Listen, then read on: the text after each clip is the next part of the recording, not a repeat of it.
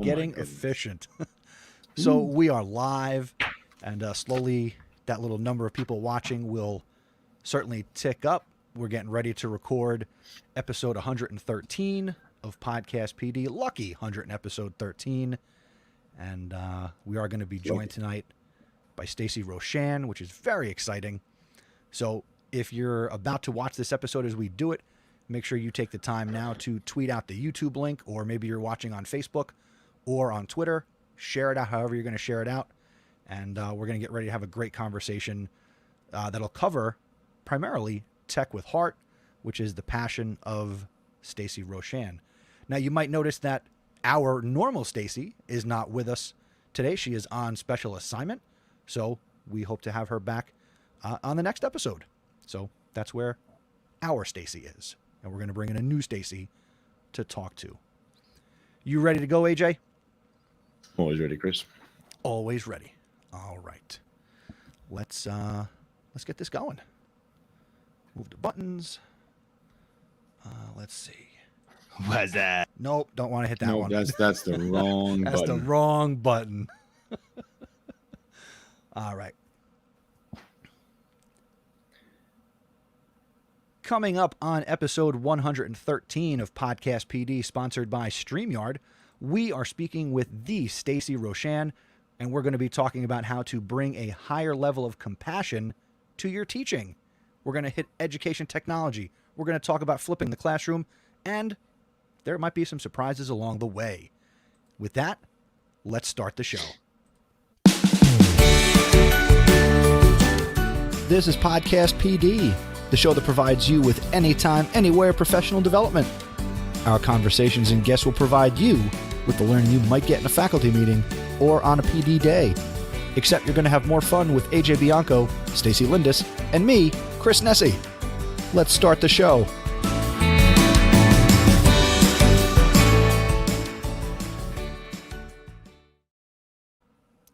Good morning, good afternoon, good evening. It is time for Podcast PD, and you are listening to episode 113.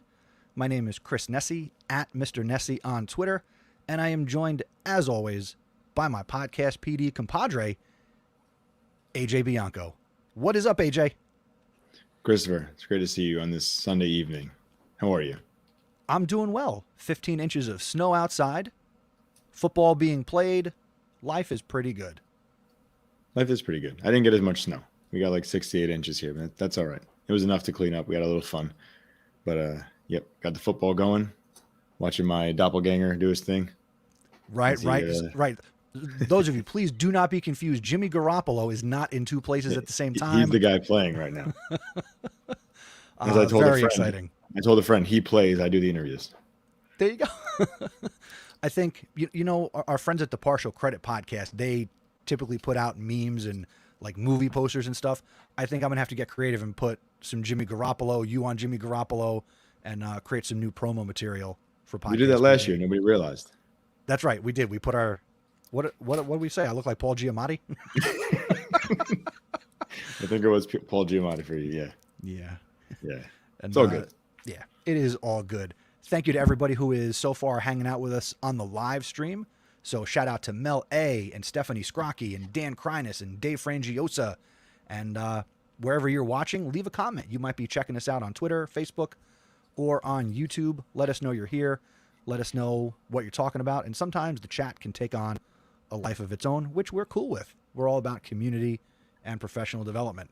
So, you know, for years we've talked about how this podcast is like being at an ed camp session. And sometimes there's multiple conversations happening in the room. So there you go. AJ, we ready to bring on our guest? Because I think we should make every moment count. Let's do this. Let's get this thing going.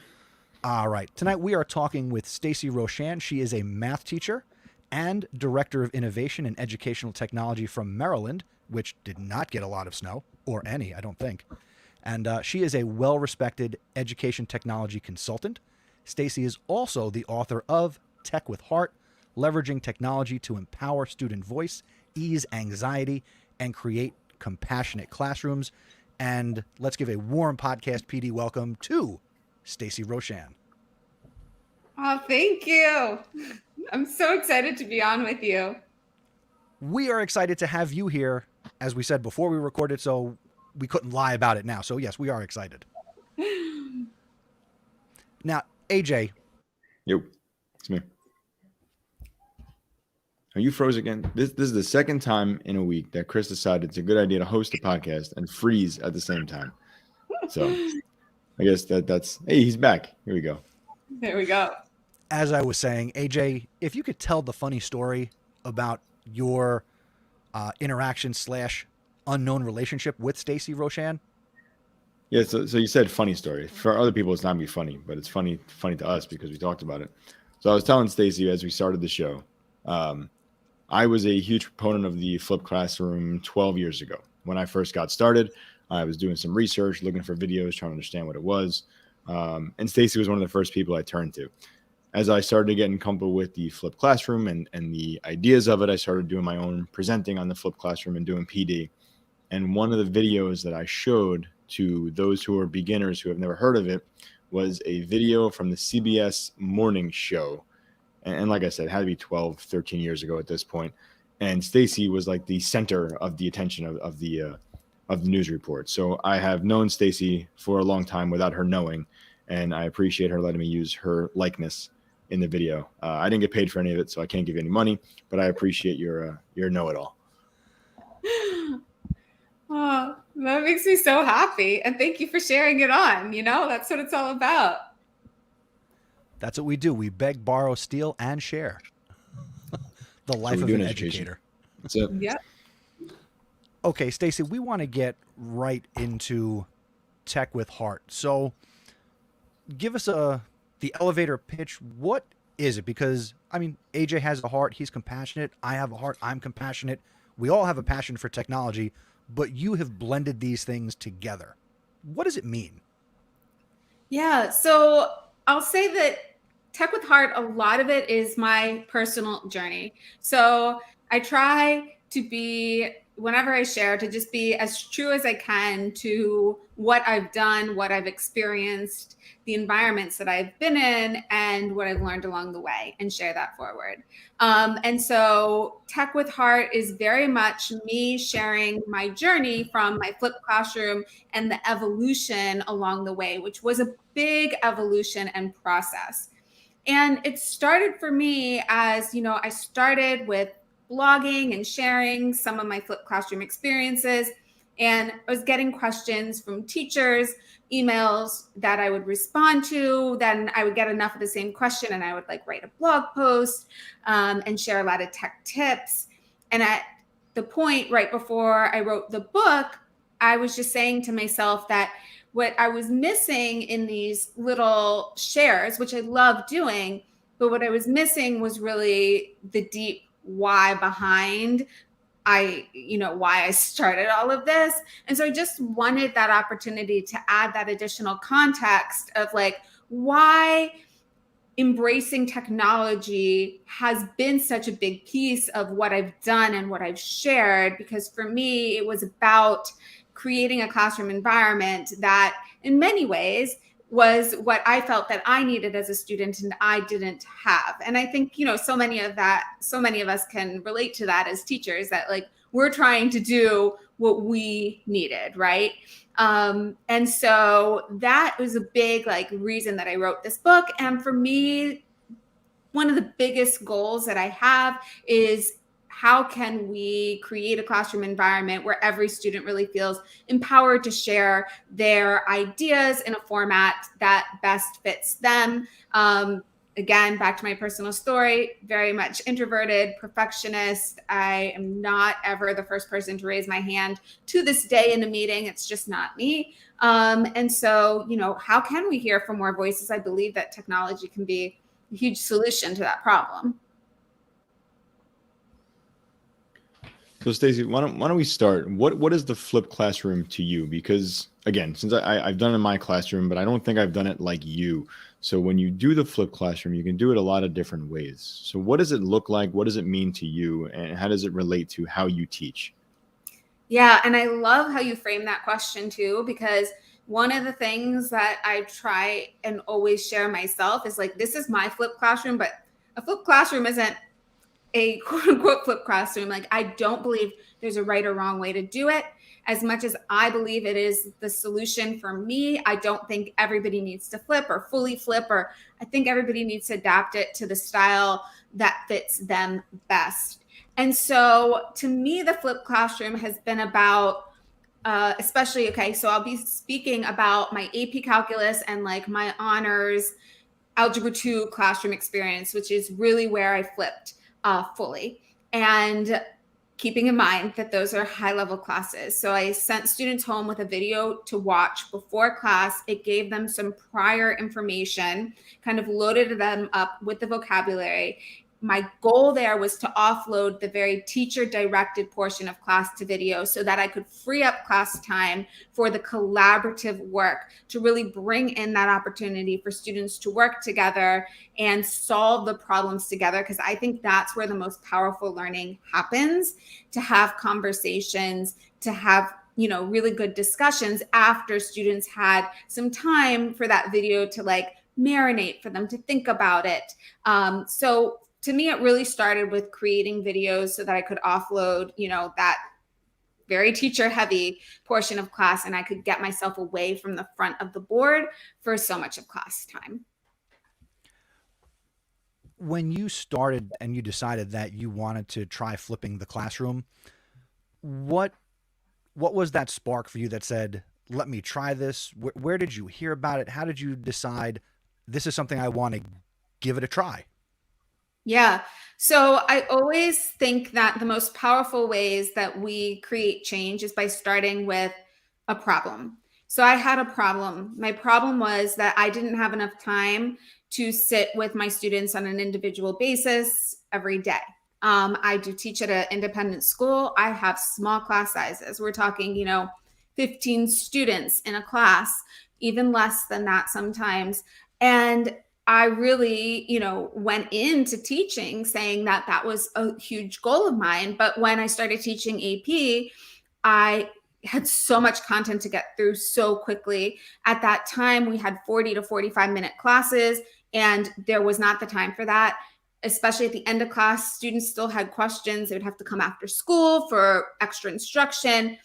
And I just wanted a better way. So that summer after that experience, I went to Alan November's Building Learning Communities Conference. When I was there, I learned about screencasting.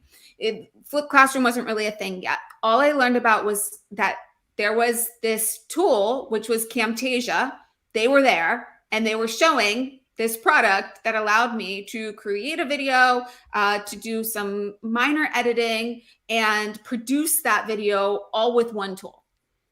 At that time, I already had a tablet PC. I already had a way to write on my computer. So I was like, this is it. I'm going to make a video lesson for every one of the, you know, like lectures that I would have given in chapter 2. Now, chapter 2 was a review unit. So I started my class that next year saying, I am, you know, we're going to try this out. We're going to try this during the review unit, and I'm open to your feedback. So I had created in the summer just one unit. So I wanted to stay ahead, but I didn't want to create too much because I'd never done this before. Like, I needed my students to tell me what they liked, what they didn't like, and I wanted to be able to adapt to their needs. And also I didn't want to do anything that wasn't working for them. So they were okay with it only because I told them we're doing it for the review unit, because they thought this was going to be a lot harder.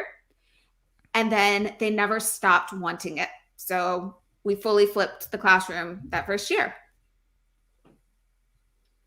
See, I love that because again, you know, learning from you, seeing what you did. I know you had the tablets and all that. I didn't have that opportunity when I first started flipping the classroom. For me, I didn't really feel comfortable making videos yet. I didn't start making videos until someone put me in front of a camera and made me start doing things in front of video. I wasn't a huge fan of it. I would kind of gather resources that were important for my students that I knew that would be good. And I would use a lot of questioning, and I would throw like questions in videos, but I didn't like making videos. So when you're talking about like the introverts and how you're an introvert and all that kind of stuff, that means so much to me and so many people who are probably listening, that you can be that kind of person and you can still do this and do it successfully for your students. And it shows something else for your kids too. Yeah.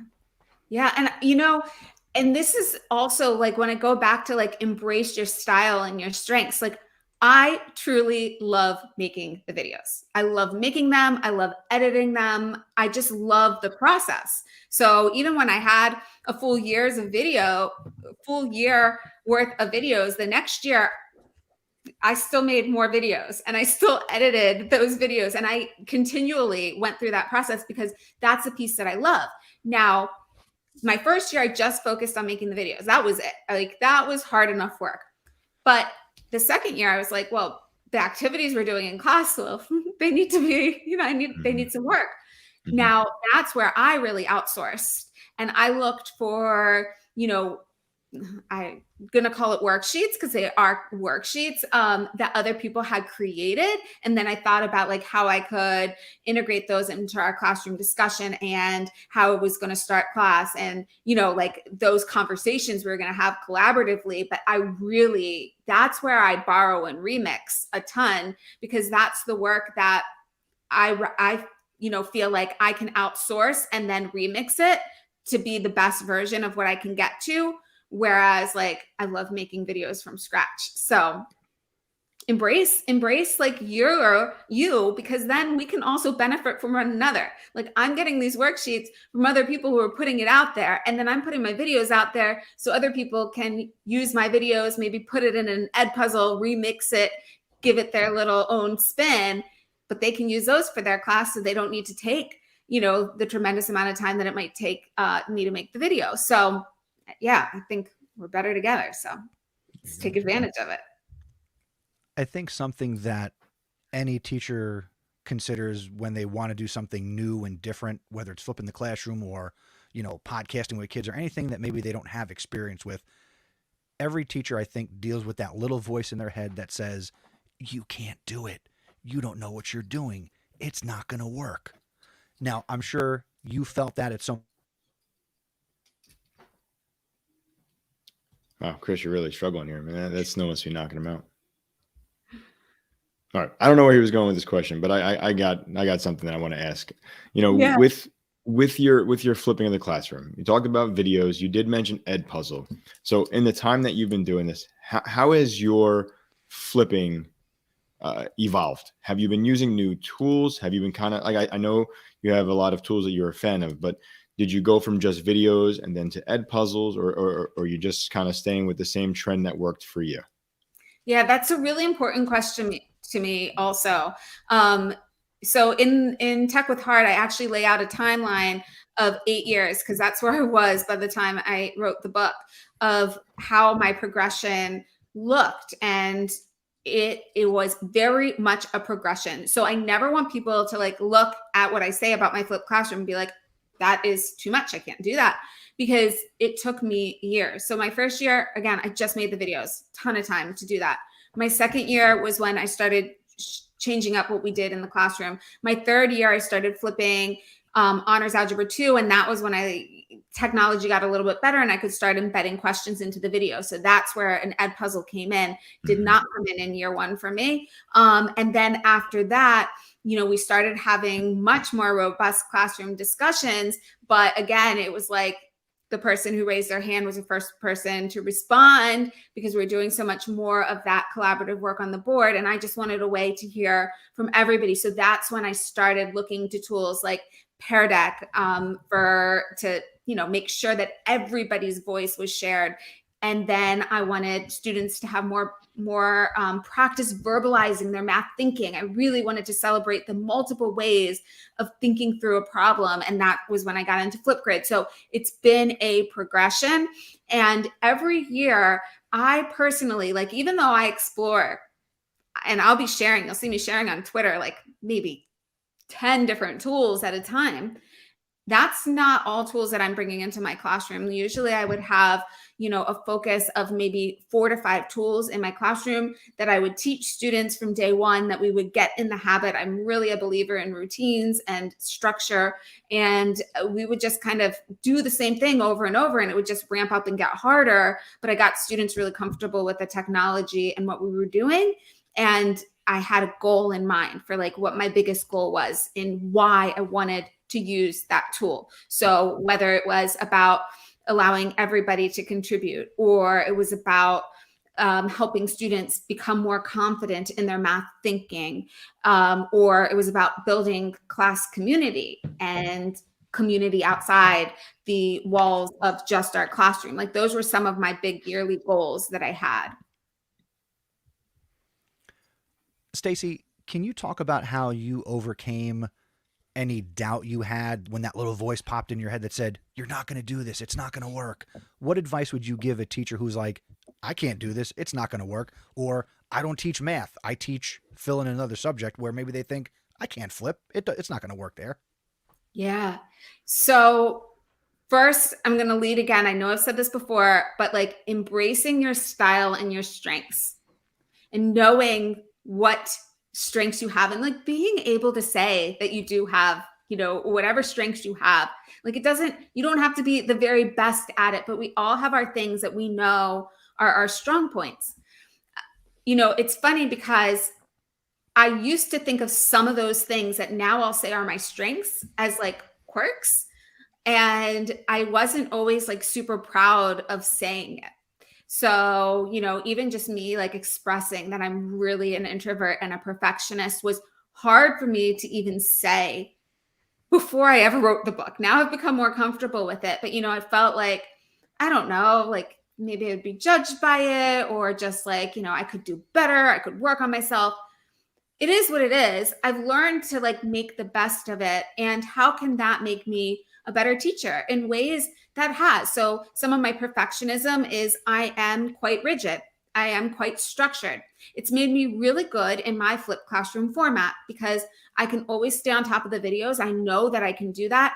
I know that I can present my students with, you know, expectations that we're going to follow over and over during the year. Am I ever going to be that like super spontaneous teacher? No, that's not me, but that's okay, you know? And there's certain things that I've learned that, like, for example, flipping my classroom, where I was able to kind of offload that lecture to the video where I could be really rigid. I learned that that made me become more flexible and I think more fun in the classroom. And so I think that, you know, just continually learning about ourselves. And then again, just remembering too, that these things take all of us years and years of practice. So you're not going to be the best at it when you first try it. You're going to fail a little bit along the way. Know where you can get supports, know where you can get help. Don't be afraid of asking for that help from other people, especially in the education community. Like, people are so kind in general. People are so willing to share and give, and ask for some help along the way. Yeah, I think that's great advice. And I think the last part what you said there, I think is so important right now in the situation that our teachers are going through as we're in this last 2 years. So you're still in the classroom, correct? Yeah, I'm not teaching a class of my own right now. So I'm not in a physical classroom. I'm at a school still, and I work with the teachers at our independent school. Okay, so then I think you're gonna relate to what I'm saying here. When we jumped into this whole pandemic, you know, I've been out of the classroom now for 3 years in administrative roles, and when this started happening, I was like, oh, this would be the perfect opportunity to be in a classroom, because flipping the classroom made me feel comfortable. The technology is there. I can still do everything with my kids. But I know we have teachers who have never heard of flipped classroom, never thought about it, and they struggle with it. So since you're working with teachers now, how do you guide these teachers to help them, if the flipped classroom is the best thing they could do, you know, to make these videos or to work outside of the classroom? You know, what advice do you give to your teachers as they're working these last 2 years during this nonsensical time in education? Yeah, you know, one of the things that is most important to me is, like we started the show with, is like starting with a problem and gradually working our way to a solution. And I think that was, you know, the biggest thing that made pandemic learning impossible, was that there was this huge urgency to change everything like that. Mhm. And that's impossible to do. So there was no way in my mind to really do it well.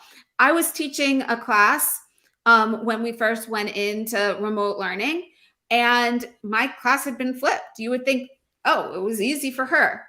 No, none of it was easy. I had the videos, but we had a classroom structure that we had from the beginning of the year. And now all of a sudden, everything was changed. Everything was different. Not to mention, like, we were changing things every 2 weeks. Everybody was. It wasn't just my school. And so, like, that was a real problem. And so, to me, what's important moving forward is that people learned way too much, way too quickly. Okay, so let's just say that we did. We learned too much too quickly.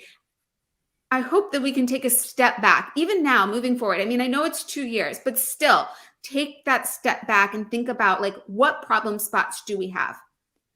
So go back in time, think about the problem, and then think about, what things you want to try slowly. And I really do think that gradual approach is what leads to success. The feedback along the way, listening to students, as we started with too, like, I feel like if I had flipped my classroom and I had made all the videos over the summer, I wouldn't have been a successful flipped classroom teacher. It was because I was listening to feedback along the way. I was adjusting along the way. So when I'm working with teachers, again, I try, and even when they come to me, and all the time, anybody who's in a tech coaching role can resonate with this. Teachers always come and say, like, oh, I saw, your tip on Flipgrid, and that's perfect. I really want to use Flipgrid in my class. So here's the project I'm doing next. And then, just taking them back and like, well, what is your project goals? Because half the time we end up not on Flipgrid, right? Love Flipgrid, but maybe that's not the tool for the specific project or the specific goals that the teacher has in mind. So always starting with, like, what's your essential, like, problem that you're trying to solve? What are your project goals? And then looking at the technology as a potential solution. And that's where I think really working with somebody like my role, the tech coaching role, to chat it out, because, like, I research these things all day and night. So, I'm able to kind of provide that guidance of, like, well, I think this tool will actually be the best. And then I can work with the teacher, who's obviously the subject matter expert there. And then they can really run with it and build from there. So I hope that answered your question. I know I went a little bit astray, but No, that's right on point. That's good. Thank you. Stacey, AJ and I both have experience in the coaching role and helping, our fellow teacher. Have you found in your experience that more often than not, teachers tend to want to try something new for an observation, and they're like, oh, this is the best time to try something brand new that I've never done before because somebody's coming in? Do you find that to be true? You know what? Like, we do observations differently. And because I'm in an independent school, it's really different. So I'm going to say no, but it's only because it's just a very different way of how we do things, and how, our, like, department chairs and admins do just pop in for, like, peer check-ins. And so I think it's a little bit different, which is more organic and a better way of doing things. But I know it's hard to do in big districts. So, well, the other thing that you talked about, you've mentioned feedback throughout everything you've shared tonight so far. Can you talk a little bit about some of the feedback, positive and negative, that you got and get from students participating in a flipped classroom? Yeah, so I'm going to start with a story of how I thought I was doing the flipped classroom right, because I had year 1 under my belt in 2010, year 2 under my belt in 2011. In 2012, I said, okay, I'm going to flip my honors algebra 2 class. Now, keeping in mind that, like, flipped classrooms still didn't have, like, this buzz where, like, parents knew what it was. Okay. So I had 9th and 10th graders in my honors algebra 2 class. And, I introduced the flipped classroom on back to school night. I thought I explained it pretty well, what we were going to do. And then 3 weeks into class, 2 weeks into class, like, things are not going well. My students are confused. The parents are like, you are sending kids home to learn all the material, and then they have to just, like, do it all on their own now? And I was like, oh no, Like, I didn't make it clear at back to school night. Well, probably because like back to school night's about 10 minutes and they have all these other classes to run to, and it's the evening and there's a lot going on. So everything I said probably didn't soak in, probably didn't explain it as well as I needed to, because it's something that's still new to a lot of people. It's different from how they learned. And that can be the hardest thing of all. I think it's more pronounced in this day and age than ever that, you know, parents can be used to how they learned. Whether or not they even liked the way they learned doesn't seem to matter all the time. That was what they know, and that is what quote unquote works, right? So things were not going well because my students didn't know how to be empowered learners yet. They were 9th and 10th graders, right? And so I was giving them a lot of responsibilities. I was also giving them a lot of supports, but they weren't yet aware of that. And they were scared and they were fearful that it was something different and new that they weren't used to. And it was also a hard class. It was an honors class. And anybody who's taught Algebra 2 knows that that can be the first hard class for a lot of math students. And so, you know, I knew that I had to step back. I knew that I had to explain it better to parents. I knew that I needed to build trust. So pretty much all of October, my biggest goal shifted from any other goals that I had to building student trust, building parent trust, making sure that, you know, that I re-explained it to parents. And that I made sure that I like sat down with students. So we did a day where like, I was like, okay, we're going to do the videos in class now. I'm going to help you learn how to take notes. 9th and 10th graders don't always know how to take notes. I'm going to teach you how to ask the questions. You know, I had the ed puzzles, make sure that, you know, there's spots in the ed puzzle for them to like really type questions to me so that I could address that one-on-one in class, make sure that I get around to them and make sure that they know that they're being heard. And luckily, I was able to fix things by then, but it was a lot of work. So after that, I made sure that I made a video introducing the flipped classroom that I've used ever since. I also actually send home a very detailed newsletter. I actually share that whole newsletter. You'll find it on my website. You'll find it in my book. I found it's a really important component to explain to parents the why, because parents are the first person that I believe that you really need to build trust with, because when a kid is having trouble, they go home, they tell their parents. If their parents are confused about it, the kid is going to get more confused. If the parent's not, the parent can help guide their child to what they need to be successful. I really do believe that it starts with the parents. And so, you know, when I was able to get them on board, then I was able to, I feel really shift things and make, you know, that much, much better. So it's one of my number one tips now is if you're going to flip your class, maybe make a flip video for your parents so that they can understand what it's all about. That makes perfect sense. If we're going to do something for the students and we want I'm going to make up words. If we want parental buy-in, they also need to understand what's going on in a way that they can understand it. So that makes perfect sense. All right. And we're going to stop here for just a second for a word from our sponsor, and that is StreamYard. StreamYard is a live streaming studio in your browser. It's how we do Podcast PD the way we're doing it right now. It's how we have been doing it since we started streaming over a year ago to make the show. It lets us interview guests like Stacey. It lets us take calls, which if you want to hop aboard and ask Stacey a question or share something about your experience with Tech with Heart or flipping the classroom, go to podcastpd.com/join and we'll get you up here in just a minute. We can stream directly to YouTube, Twitter, Twitch. I mean, we don't do Twitch anymore, but we can go to LinkedIn. We can go to Facebook. StreamYard lets you do all of that seamlessly. If you want to learn more, please show your support for Podcast PD by using our link, and that is podcastpd.com/StreamYard. And thank you to StreamYard for supporting Podcast PD and what we do here to help you.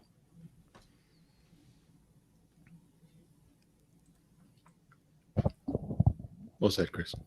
Well said. Thank you, StreamYard. And again, I was serious. If anybody wants to hop aboard and ask Stacey a question and you want to turn your camera on, you don't want to turn your camera on, it's kind of like radio. Just use the link at the bottom of the screen there, podcastpd.com/join, and you can be a part of the show. Where would you like to go next, AJ? So we've mentioned Stacey's book. So we got Tech with Heart. So why don't we talk about the book a little bit more? Why don't we get into? I'm curious. You know, you have this beautiful experience over 8 years. Why a book? Like I'm not saying why in a bad way, but somebody who's flipping and into videos and doing all that kind of stuff. Why the book as your memoir? I guess. Wait, hold on. I want to add an addendum to that. So he said, why a book? And I'm going to say, why not a podcast? But go ahead. So the book, I didn't actually set out to write a book. It just, again, like I had all these like pieces of information that I had shared with teachers, that I'd shared through my blog. And I didn't have that whole story behind it. And I just wanted to piece it all together so that I was delivering it in a way that I felt that a teacher could read it and really read into their own story in it. So they could read about, the student that I was and understand, like why I've made these changes. Maybe they could relate personally. Maybe they could relate in terms of a student they've had, or maybe even I love one of the best comments that I got from somebody was that they were able to understand their own child better. And I was like, really? Wow. That's like, because they're just very different.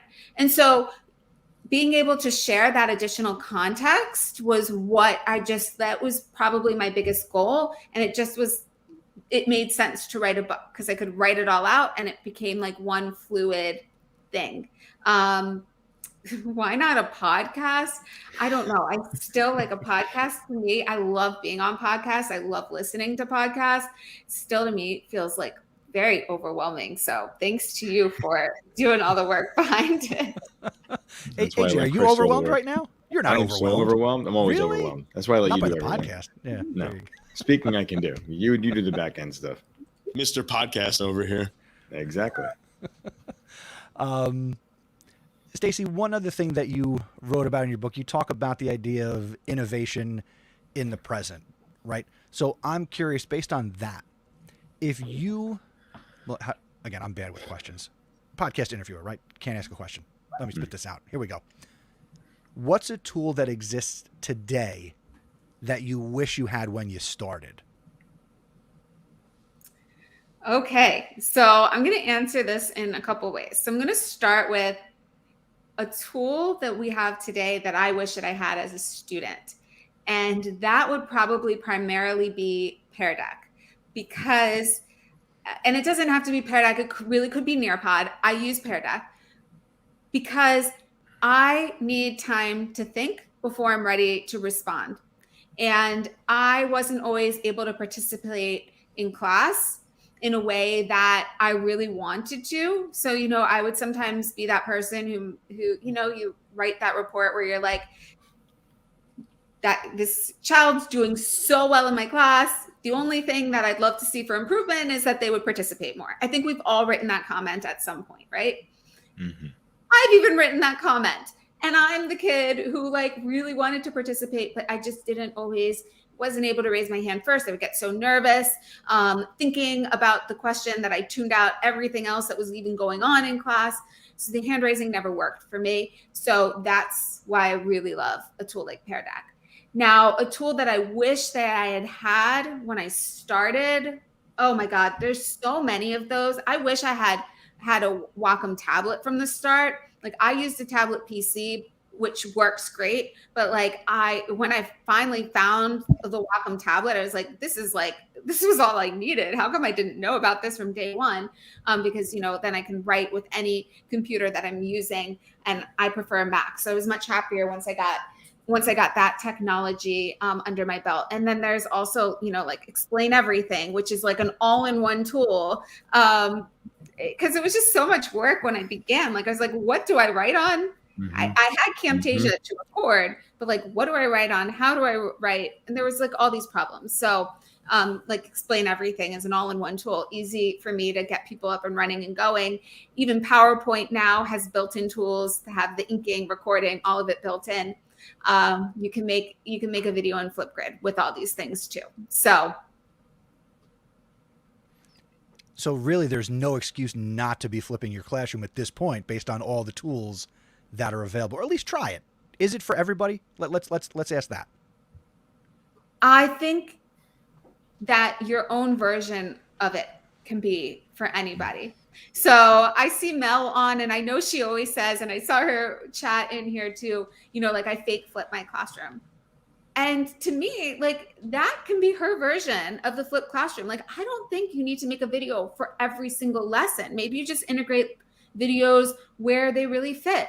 Maybe, you pull in sometimes video, sometimes you pull in podcasts, sometimes you pull in interactive applets. Like, it doesn't always have to be your medium doesn't always have to be a video.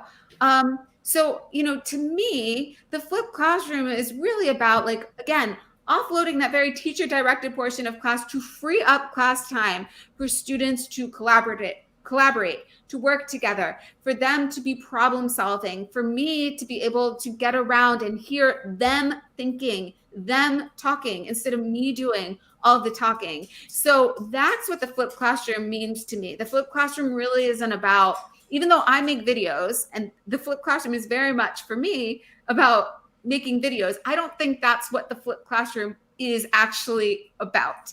And so, that's the answer to me, is like, it is really about creating a classroom environment where we have empowered learners. We're loading them up with resources. We are helping them become really resourceful and using those resources to drive their own learning at a pace that works best for them. So. Very, very well said. I appreciate that. AJ, I saw you clap your hands at one point. What was that? What really resonated with you there? No, I think the biggest thing is that everybody thinks it's video lessons, and it's not always video lessons. It can be anything you want to. Like you said, it can be video, podcast. It can be a worksheet. Just taking the bulk of what you do from the classroom, bringing it home so that you have more time in the classroom to do the things you want to do, whether it's project-based, whether it's lecture-based, whether it's, small group work, doesn't matter. There's so many things you can do that you want to, not focus on a video. That's fine. You do it your way. And I like that was said that way. You can do it your way. There is no such thing as a fake flip.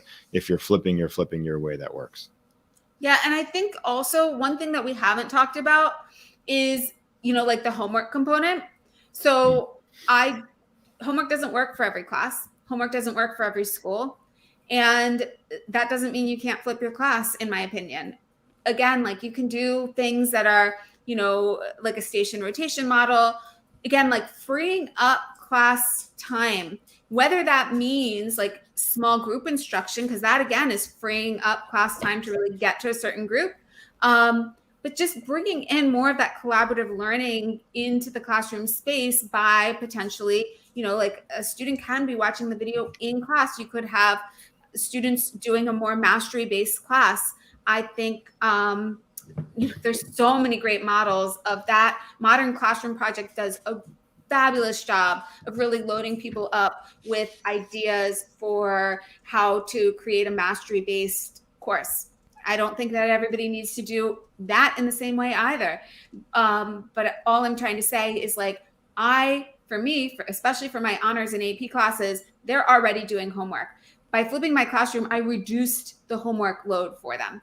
Every one of my students has said that to me. It reduced the homework load. It reduced the homework stress. That was a big goal for me. If you're not doing homework or you're doing very little bits of homework, bring some video into the classroom. Like, it has a place there. Not for all of us to watch the same video at the same time. I think that would defeat the purpose of it. Mm-hmm. I think the purpose of video is really that students can pace themselves through it. They can pause, they can rewind, and really take, again, ownership for their learning. Well said. Applause. I hope people are clapping it up and cheering for you wherever they're watching or listening right now. Now, because you have written such a fantastic book and you have shared your story, in conjunction with you being here, we want to give away Tech with Heart. So here's what we're going to do. So make sure you're watching right now and you're paying attention if you're listening to this on the podcast side. We want to give away Tech with Heart. all you need to do is the following. You have to be following at Mr. Nessie, at AJ Bianco, at Stacey Lindis. I know she's not here, but you still need to be following her. At Stacey on Twitter, and she is at BuddyXO, and we'll have her tell the story behind that before she leaves. And you need to be following at PodcastPD on Twitter. We're going to be sharing a tweet about giving away the book, and all you need to do is retweet the tweet and be following us. So if you're watching live, that's great. If you're listening later as the podcast, we are going to determine the results of the contest on Friday, February 4th, 2022. So be on the lookout for this tweet. All you need to do to enter is retweet it and make sure you're following all the people that I just said, which is all of us in this conversation. And we're happy to share Tech with Heart with our Podcast PD audience. And it has been a blast, Stacey, to have you here on the show with us. Thank you so much. I really do appreciate that. Now, you are going to be sharing a podcast recommendation because this is Podcast PD. But before we have you do that, besides the book and following you on Twitter, actually, wait, real quick, explain BuddyXO. Go. Yeah. So Buddy's my dog who's been sitting on my lap this entire time, except that you might have seen me go off frame. He just like leapt out. So Buddy's my dog. I was at a conference, Allen November conference. He says to us while we're there, everybody needs a Twitter account. Do it right now. So I'm sitting there missing my dog. Like, what is my Twitter handle going to be? I'm never going to use Twitter anyway, but I'm going to do it because Allen November said to do it. So Buddy, I love him. BuddyXO. Excellent. So besides connecting with Stacey on Twitter at BuddyXO, Stacey, how else can people connect with you and find your content and basically get access to you and learn with you? Yeah, Twitter's my favorite, but I'm also on LinkedIn, and my blog is my website. My contact information is all there. It is techiemusings.com, and please reach out to me. I love connecting. I also am on YouTube. On my YouTube, you can find me, Stacey Roshan. Awesome. And again, if you're listening to this, if you go to podcastpd.com/113, we've got a link to her bio, and she was nice. She did our flipped homework. We offloaded putting her bio together, and she gave us all that information. It's all there on podcastpd.com. So there we go. I think that was enough time to get some more information out of Stacey. And now we are going to let her share a podcast that she enjoys, an episode or a specific show, and she's going to give us our recommendation for this episode.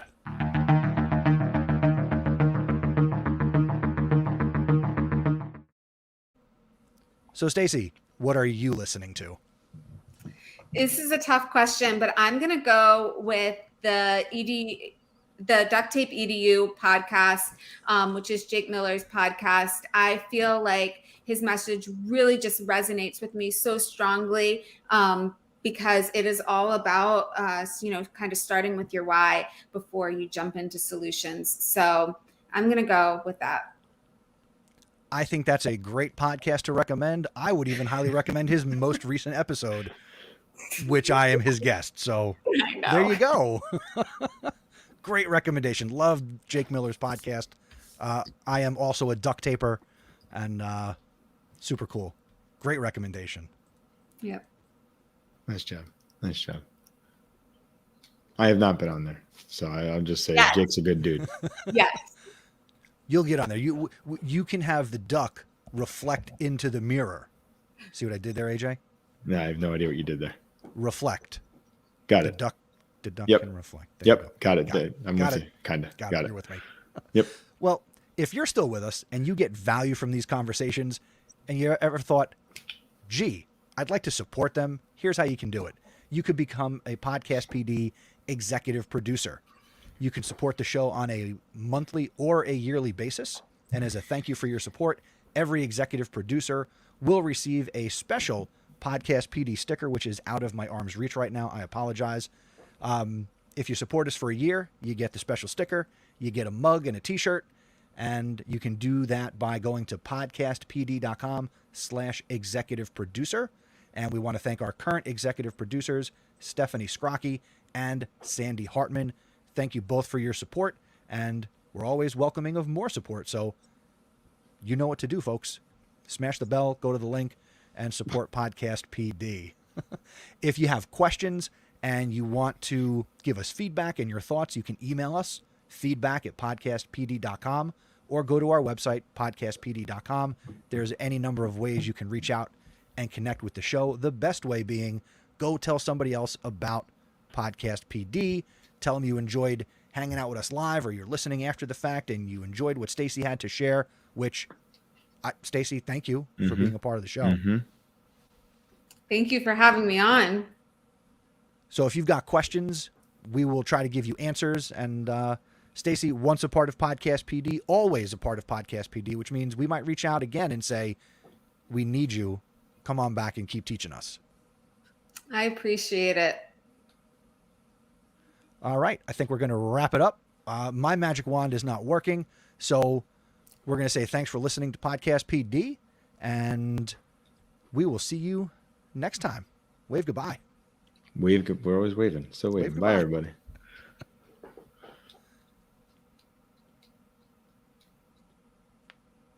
All right. We are still live, but this part will stay on YouTube. So don't incriminate yourself, Miss Roshan. And we want to thank everybody who came out tonight to be a part of the live chat. Mel A, Maria, who else did I see? Erin. Stephanie was here, of course. Tasha, thank you for leaving a comment. Thanks for hopping in the chat. Glad you got value. Yeah, super cool. No, thank you, Stacey. Thank you so much. I think your message is going to resonate with a lot of people who heard about the flipped classroom through a lot of different things, and kind of understand now it's not just a one size fits all approach. So thank you, really, thank you so much. Thank you for making that point. So, you asked the good questions, so I was able to share. So thank you. Awesome. All right. With that, we're going to say some secret double probation stuff with Stacey off the air. So thanks everybody for coming to check us out. And we will be back. Let's see. Our next episode is going to be 114. It's going to get released on February 16th, but our next live stream is not going to be until February 27th. Oh, that's right. Because AJ, are you playing? AJ, are you playing in the Super Bowl in 2 weeks? Right now I'm tied, so I don't know. Okay. I'll let you know. AJ will let us know if he'll be playing in the Super Bowl. But we will have an episode for you. We're just not going to record it on Super Bowl Sunday because I got commercials to watch and wings to stuff my face with. So we'll see you all at the end of the month.